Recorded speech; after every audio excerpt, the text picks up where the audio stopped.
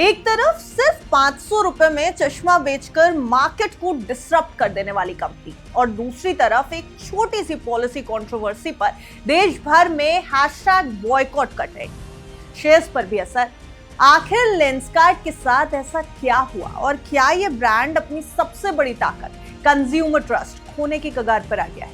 Hello and welcome, आप देख रहे हैं गुड रिटर्न्स। मैं हूं आपके साथ अर्णिमा त्रिवेदी।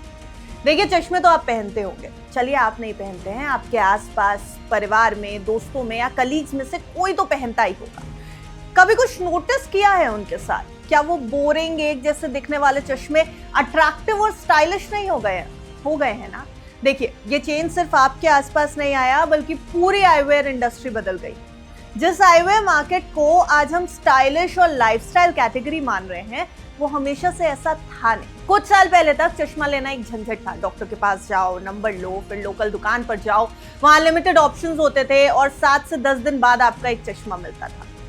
असली प्रॉब्लम डिमांड की नहीं थी बल्कि एक्सेस, ट्रस्ट और एक्सपीरियंस की थी। और यहीं पर एंट्री होती है पीयूष बंसल की, वो शख्स जिसने इस पूरे सिस्टम को अलग नजर से देखा और शुरू किया लेंसकार्ट। 2010 में माइक्रोसॉफ्ट की जॉब छोड़कर उन्होंने आईवेयर मार्केट में कदम रखा।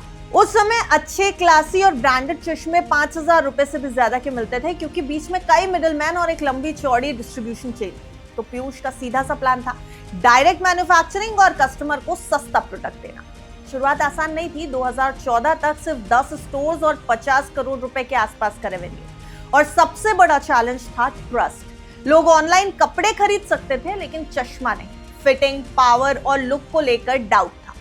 वहीं लेंसकार्ट ने पूरा गेम बदल दिया वर्चुअल ट्राई ऑन से, जहां कस्टमर फोटो अपलोड करके देख सकते हैं कि उन पर वो चश्मा कैसा लगेगा जो उन्हें पसंद है। अब इसके बाद कन्वर्जन लगभग 50% तक बढ़ गया।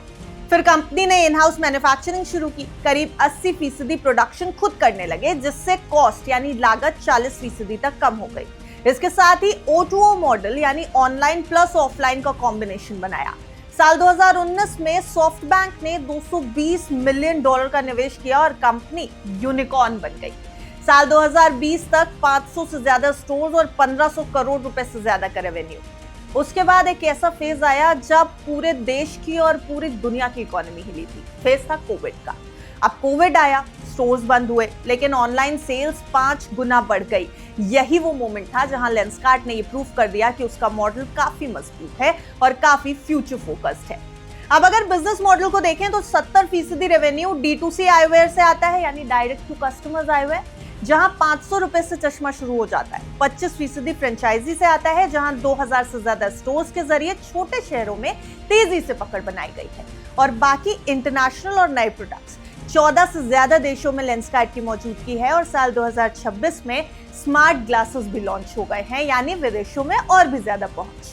चलिए अब थोड़ा सा कंपनी के फाइनेंशियल्स को भी समझिए। वित्त वर्ष 2025 में 6,653 करोड़ रुपए का रेवेन्यू और 257 करोड़ रुपए का प्रॉफिट। अब वित्त वर्ष 2026 के पहले हाफ में, पहली छमाही में 4,179 करोड़ रुपए का रेवेन्यू और 194 करोड़ रुपए का प्रॉफिट। एप्टा करीब 18.9%। आईपीओ वैल्यूएशन लगभग $8 बिलियन। लेकिन अब सवाल ये कि हम आपको ये आंकड़े क्यों बता रहे हैं? हमने इस वीडियो की शुरुआत से लेकर के अभी तक पीयूष बंसल और लेंसकार्ट की पूरी हिस्ट्री आपके सामने क्यों रखी है। देखिए, लेंसकार्ट खबरों में क्यों है, ये एक बड़ा सवाल है। दरअसल अप्रैल 2026 में लेंसकार्ट को एक बड़े बैकलैश का सामना करना पड़ रहा है। सोशल मीडिया पर एक पुराना ग्रूमिंग पॉलिसी डॉक्यूमेंट वायरल होने लगा, जिसमें ऐसा लगा कि कुछ धार्मिक प्रतीकों पर यानी रिलीजियस सिंबल्स जैसे कि बिंदी और तिलक पर रोक लगी हुई है लेंसकार्ट में, जबकि दूसरे कुछ ऐसे सिंबल्स थे जिनको परमिशन दे दी गई थी। अब इससे लोगों में गुस्सा बढ़ गया। सोशल मीडिया पर बॉयकॉट लेंसकार्ट का हैशटैग ट्रेंड होने लगा और कंपनी के शेयर्स पर नजर डालेंगे तो 5% तक गिर गए। इसके बाद पीयूष बंसल खुद सामने आए हैं और इसे लैंग्वेज लैप्स बताया है और कंपनी ने पब्लिकली माफी भी मांगी है। एक नया स्टाइल गाइड भी जारी कर दिया गया है, जिसमें यह साफ कहा गया कि बिंदी, तिलक, सिंदूर, हिजाब, पगड़ी, सभी रिलीजियस और कल्चरल सिंबल्स पूरी तरह अलाउड है। कंपनी ने यह भी कह दिया है कि अगर किसी कम्युनिकेशन से लोगों को ठेस पहुंची है तो उसके लिए उन्हें खेद है और आगे की हर पॉलिसी ट्रांसपेरेंट। लेकिन देखिए, ये सिर्फ एक कंट्रोवर्सी नहीं थी, ये एक रियल टाइम केस स्टडी बनकर सामने आई है कि आज के दौर में ब्रांड सिर्फ प्रोडक्ट से नहीं बल्कि अपनी वैल्यू और कल्चर से भी जज होते हैं। अब अगर आप इस पूरे सिनारियो को देखेंगे, पूरे वीडियो में जो कुछ भी हमने आपको बताया है और अभी जो सिचुएशन चल रही है उसको जोड़ करके देखेंगे, तो लेंसकार्ट ने मार्केट को डिसरप्ट किया प्राइस से, टेक्नोलॉजी से, एक्सपीरियंस से। लेकिन आज के टाइम में एक नया फैक्टर जुड़ चुका है, ब्रांड ट्रस्ट और सोशल सेंटिमेंट।